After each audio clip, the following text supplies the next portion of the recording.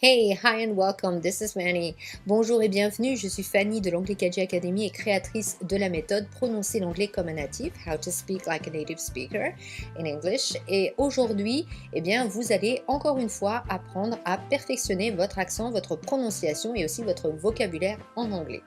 Alors, il y a quelques jours, une de mes étudiantes m'a demandé quelle est la différence entre wedding et waiting à l'oral. Alors là, évidemment, quand vous l'entendez, peut-être que vous ne faites pas la différence, et vous vous demandez peut-être d'ailleurs pourquoi elle m'a posé cette question.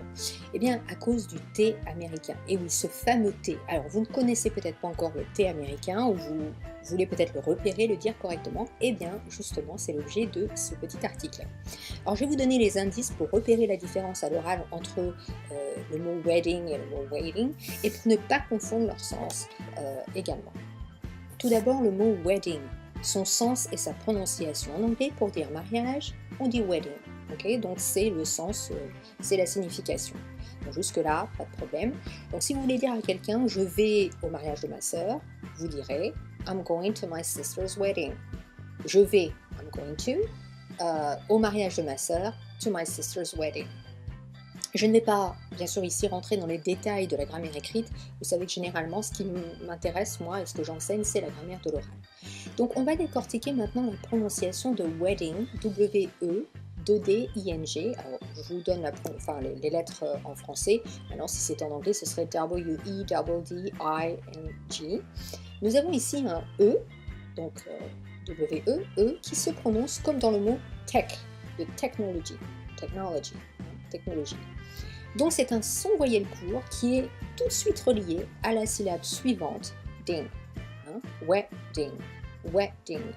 Alors pas de ge à la fin, pas de wedding, c'est un son plutôt nasal à la fin, on dira wedding, vous entendez, c'est vraiment comme si vous aviez le son qui était dans le nez comme ça.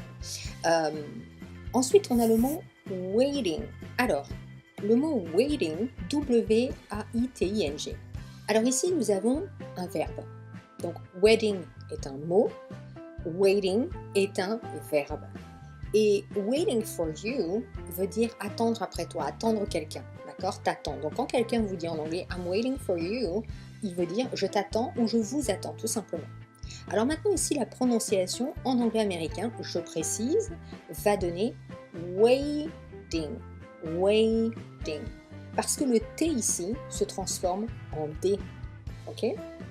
Donc, je vous invite d'ailleurs à voir cette leçon du T américain dans le cours Prononcer l'anglais comme un natif. En fait, le son ici est proche du son de take. Take. Qu'est-ce que ça veut dire take? I take the bus, par exemple, en anglais, c'est le verbe prendre. Et souvent, les francophones confondent take et take. Alors du coup, ils disent I take the bus, mais en fait, c'est I take. Take et take se prononcent différemment. Pour take, on rajoute un son I entre la voyelle et la lettre K. Donc maintenant, vous voyez bien la différence de prononciation entre les deux. Vous avez le wedding, wedding, et I'm waiting, qui ne se dira pas de la même manière. Si vous diriez par exemple à quelqu'un, si vous disiez par exemple à quelqu'un I'm waiting for you, ça ne veut plus du tout dire je vous attends, ça veut dire je vous mariage. Et ça ne veut absolument rien dire. Alors, pour résumer la règle du thé américain, parce que finalement ici c'est ça qui nous intéresse. Cette question elle est venue finalement parce que les Américains ici vont dire le thé comme un D.